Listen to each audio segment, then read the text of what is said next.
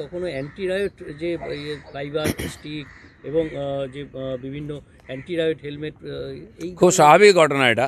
মুখ্যমন্ত্রী যদি বলেন আধা সামরিক বাহিনী এলে কোদাল কুড়ুল নিয়ে দা নিয়ে বেরিয়ে পড়ুন, মহিলাদের আহ্বান করেন।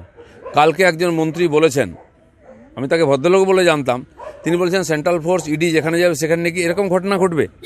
এটা কি সন্ত্রাসবাদীদের দল হয়ে গেছে? সরকারি কেন্দ্র সরকারের কোনো সংস্থা আক্রান্ত হবে এখানে এলে? আমার তো মনে হয় এখানে এই সরকারের 1 মিনিট থাকার অধিকার নেই। এই সরকারকে ধাক্কা মেরে গঙ্গায় ফেলা উচিত। কোথায় শাহজাহান? রীতিমতো রুষ্ট রাজ্যপাল সরকারের ভূমিকা নিয়ে সীমান্ত পার হয়ে গেছে, এরকম প্রশ্ন উঠছে। অসম্ভব কিছু না। ওপাশের থেকে রোহিঙ্গা অনুপ্রবেশকারী উনি গাড়ি ভর্তি ভর্তি করে নিয়ে এসে ক্যাম্প করেছিলেন ওখানে, সারা ভারতবর্ষে ছড়িয়ে দিয়েছেন।